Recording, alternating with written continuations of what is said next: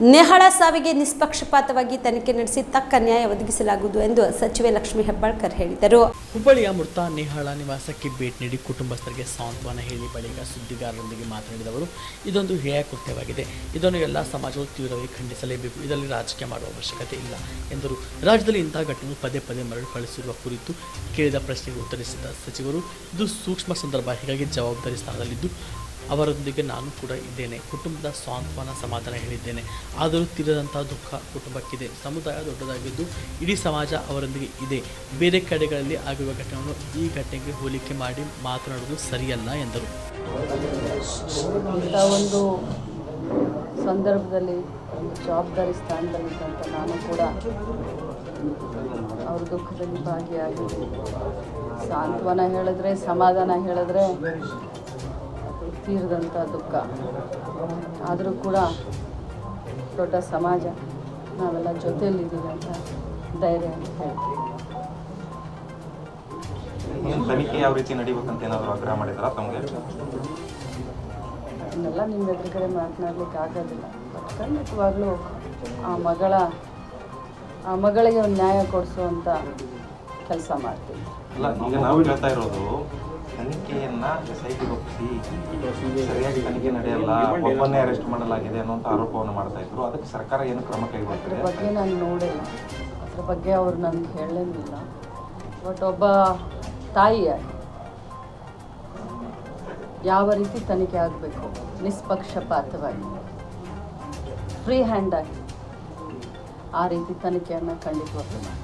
ಯಾಕಂದರೆ ಪರಮೇಶ್ವರ್ ಅವರು ಇದೊಂದು ಆಕಸ್ಮಿಕ ಘಟನೆ ಅಂತ ಹೇಳಿದ್ದಕ್ಕೆ ಅವರ ಪೋಷಕರು ತೀವ್ರ ನೋವನ್ನು ವ್ಯಕ್ತಪಡಿಸಿದರು. CM ಹೇಳಿಕೆ ಕೂಡ ನಮ್ಗೆ ನೋವಾಗಿದೆ ಅಂತ ಹೇಳಿದರು. ಹೀಗಾಗಿ ತನಿಖೆಯ ಹಾದಿ ಯಾವ ರೀತಿ ಸಾಗ್ತದೆ ಅನ್ನುವಂಥದ್ದು ಅವ್ರಿಗೆ ಸಂಶಯ ಇದೆ.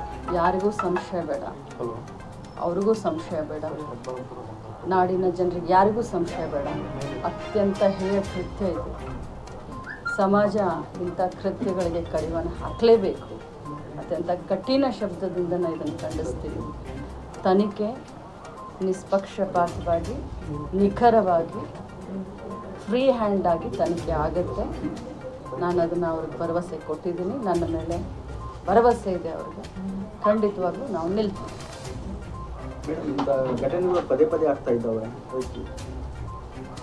ಇದು ಭಾಳ ಸೂಕ್ಷ್ಮ ಸಂದರ್ಭ ಇದೆ. ಬೇರೆ ವಿಚಾರಗಳ ಬಗ್ಗೆ ನಾನು ಮತ್ತೆ ಮಾತಾಡ್ತೀನಿ. ನಾನು ಒಂದೇ ಮಾತನ್ನು ಹೇಳ್ತೀನಿ. ನಾನು ಯಾವುದಾದ್ರೂ ಘಟನೆನ ಇದಕ್ಕೆ ಹೋಲಿಸಿದ್ರೆ ರಾಜಕಾರಣ ಆಗುತ್ತೆ.